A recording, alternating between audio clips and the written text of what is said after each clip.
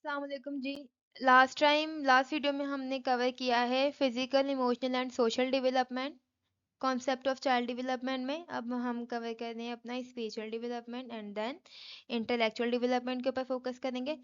सो spiritual development क्या है? Spiritual development in early childhood concern the broad search for transcendental meanings that may be as simple as young child inquiries into how the world come into being। अच्छा जी, spiritual development में क्या है कि बच्चे की रूहानियत की ग्रो हो जाना, और इस तरीके से ग्रो होना कि जो चीज़ वो अपनी फैमिली को करता हुआ देखता है या उस इन्वायरमेंट को जिसमें वो ग्रो करता है। लेकिन मेन फोकस बच्चे का यहाँ पे क्या होता है? वो चीज़ें वो जो उसकी फैमिली कर रही है, उसके बाद फिर इन्वायरमेंट में जब वो निकलता है, वो दूसरे लोगों को दूसरा काम करता हुआ देखता है, तो जिस जिस तरीके से उसकी कॉग्निटिव स्किल ग्रो होती है, फिर वो इन चीज़ों को समझने लग जाता है ना। अगर हम बात करें चाइल्ड के अंदर कि उनकी स्पिरिचुअल डेवलपमेंट किस तरीके से होती है, तो पहला क्या है? Mindful exercise. माइंडफुल एक्सरसाइज के अंदर क्या है कि जो है deep breathing, yoga, making them feel happier and less stress. यानी अगर बच्चा बहुत ज़्यादा परेशान है या बहुत ज़्यादा है, तो हम क्या करते हैं कि दौड़ लगाते हैं। छोटे बच्चे, क्योंकि उन्हें इस बात का सेंस नहीं होता, वो इस बात इतना नहीं सोच पा रहे होते कि मतलब कि उनके साथ क्या प्रॉब्लम हो रही है या क्या नहीं। सही है ना? अच्छा जी, सेकंड पे अगर हम बात करें तो आता है प्रेयर्स। तो ये जो प्रेयर्स है, लाइक छोटे बच्चे होते हैं, हम कहते हैं कि अजानें हो रही हैं या कुछ भी, तो हम फौरन से उनके हाथ बांध देते हैं, या अगर कोई बच्ची है तो उसे दुपट्टा उड़ा देते हैं, या फिर ये है कि जान नमाज बिछा देते हैं या तस्बीह बच्चों के हाथ में दे देना। तो ये जो छोटी छोटी एक्टिविटीज़ हैं, ये किसी भी बच्चे के अंदर उसके स्पिरिचुअल डेवलपमेंट के अंदर बहुत ज़्यादा अहम किरदार अदा करती हैं। अच्छा जी, इसके बाद है गार्डनिंग। गार्डनिंग का क्या मतलब है? पौधे लगाना। अब पौधे लगाने के साथ साथ पौधे बच्चा कब लगाएगा या वो ये चीजें कब सीखेगा? जब उसके पेरेंट्स करेंगे। और साथ साथ जब हम ऐसी कुछ बच्चों की एक्टिविटीज करवाते हैं, तो उनके साथ हमें चाहिए कि हम कुछ ऐसी उन्हें अच्छी बात जरूर बताएं ताकि वो इस चीज को हमेशा याद रखें। लाइक पौधे लगाना सुन्नत है, या फिर पौधे लगाना अच्छा काम है, इस तरीके से। या फिर दरख्त लगाने जब बड़े होते हैं तो साया देते हैं, साए में लोग आराम करते हैं, या इस तरीके से नेकी मिलती है। तो ये चीजें क्या है? अच्छे काम या अच्छी एक्टिविटीज करते हुए बच्चों को कोई ना कोई एक छोटी बात ऐसी बता दें कि ताकि वो आगे जाने तक उन्हें इस बात की याद दहानी करवाती रहे कि हाँ, ये अमल मेरे लिए बहुत ज्यादा अच्छा है। एनिमल केयर, जानवरों को ख्याल रखना, ये भी जो है वो बच्चे की स्पिरिचुअल डेवलपमेंट में आ जाती है। नेचर एक्सप्लोरेशन, ये भी नेचर एक्सप्लोरेशन में क्या होगा? Exploring nature help kite connect with the outdoors, be curious and discover the wonder of the world around them। यानी दूसरे लोगों के साथ या आउटडोर घर से बाहर के साथ आप किस तरीके का बिहेव करते हैं। लाइक सफाई सुथराई का ख्याल रखना। कोई अगर आपने पत्थर रास्ते में देखा है या आपका बच्चा आपके साथ है, तो आप वो साइड में करो। उसके बाद ऐसा होगा नहीं कि वो बच्चा उस चीज़ के बारे में क्वेश्चन नहीं करे, क्योंकि जब बच्चा छोटा होता है ना, तो उसकी कॉग्निटिव स्किल उस वक्त ग्रोथ हो रही होती हैं। और क्वेश्चन करना उसमें सबसे पहली चीज़ है कि जब भी बच्चा उसकी ज़हनियत बढ़ रही होगी, तो दो चीज़ें उसके अंदर बहुत अहम पाई जाएंगी। पहला चीज़ क्या है? वो ऑब्जर्व करेगा, मतलब जैसा करोगे वो वैसा ही करेगा। दूसरी चीज़ क्या है? फिर वो उस चीज़ के बारे में क्वेश्चन पूछेगा। ये जो दो चीज़ें हैं, ये इस बात को ज़ाहिर करती हैं कि कोई भी बच्चा जो है वो उसकी जो डेवलपमेंट है, कॉग्निटिव डेवलपमेंट, वो ग्रो कर रही है। अच्छा जी, ओपन डिस्कशन। ओपन डिस्कशन से क्या मुराद है? बच्चे का क्वेश्चन करते रहना। अगर आप उसे कोई गलत स्टोरी भी बताओगे ना, तो बच्चा फौरन से पूछेगा, ऐसा ऐसा क्यों हुआ था? या मिसाल लें, कोई भी एक कहानी है कि भैंस के ऊपर बारिश हो रही थी और तार आके गिरा, करंट लगा, भैंस मर गई। अच्छा, ये है तो छोटी सी स्टोरी, लेकिन बच्चा क्या काम करेगा? इस स्टोरी के अंदर से क्वेश्चन लगा देगा। बारिश क्यों आ रही थी? तार कैसे टूटा? भैंस वहां क्यों खड़ी थी?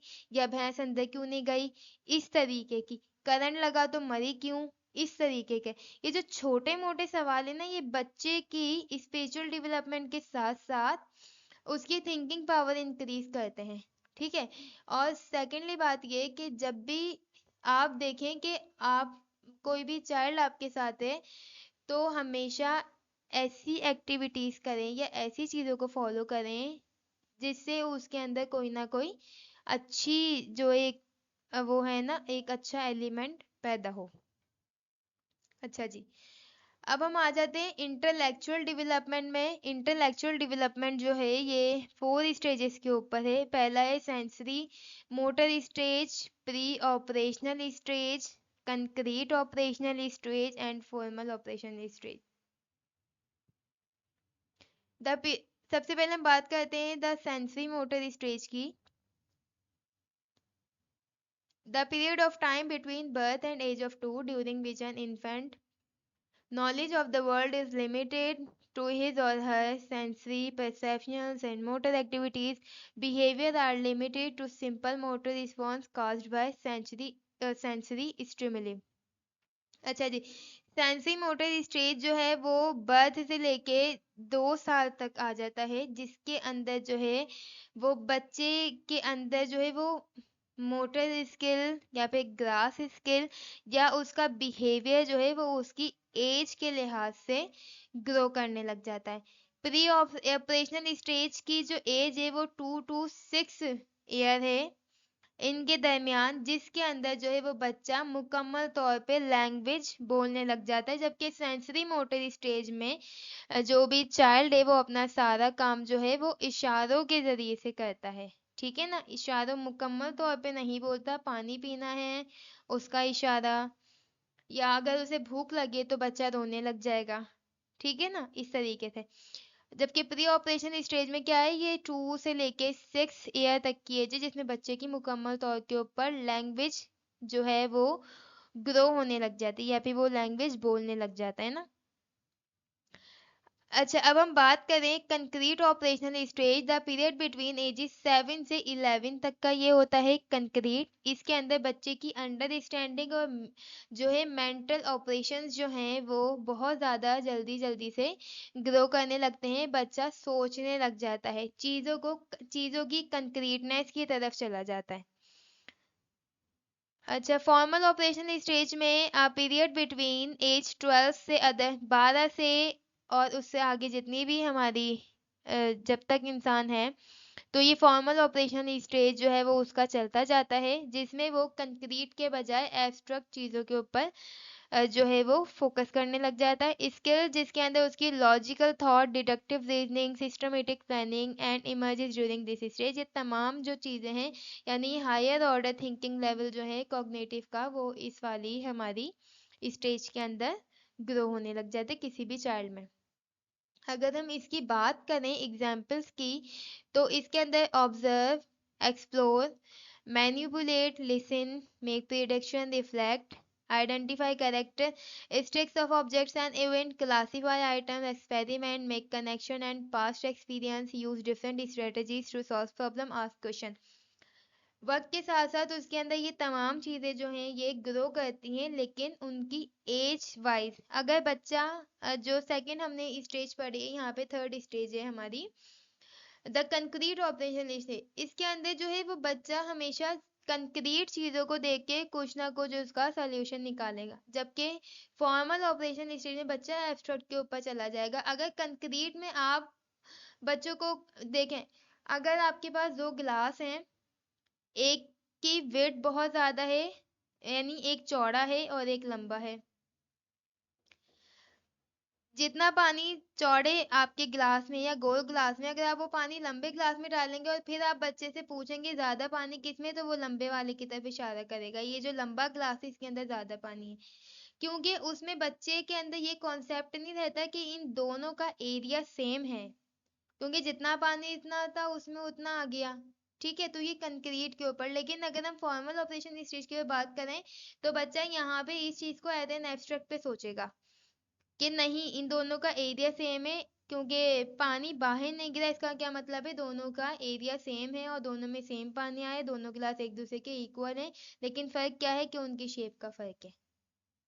तो ये तमाम चीजें बच्चे के अंदर इंटेलेक्चुअल डेवलपमेंट के ग्रो होने को जाहिर करती हैं। तो यहाँ पे जो हमारा concept of child development with example ये वाला टॉपिक कंप्लीट होता है। मज़ीद नोट्स के लिए आप मुझे मेरी वेबसाइट के ऊपर भी फॉलो कर सकते हैं। और अगर मेरी वीडियो आपको पसंद आई हो तो मेरे चैनल को सब्सक्राइब करें, मेरी वीडियोस को लाइक करें और आगे भी शेयर करें ताकि दूसरों की हेल्प हो सके। थैंक यू सो मच, मिलते हैं नई वीडियो में, जब तक के लिए अल्लाह हाफिज़।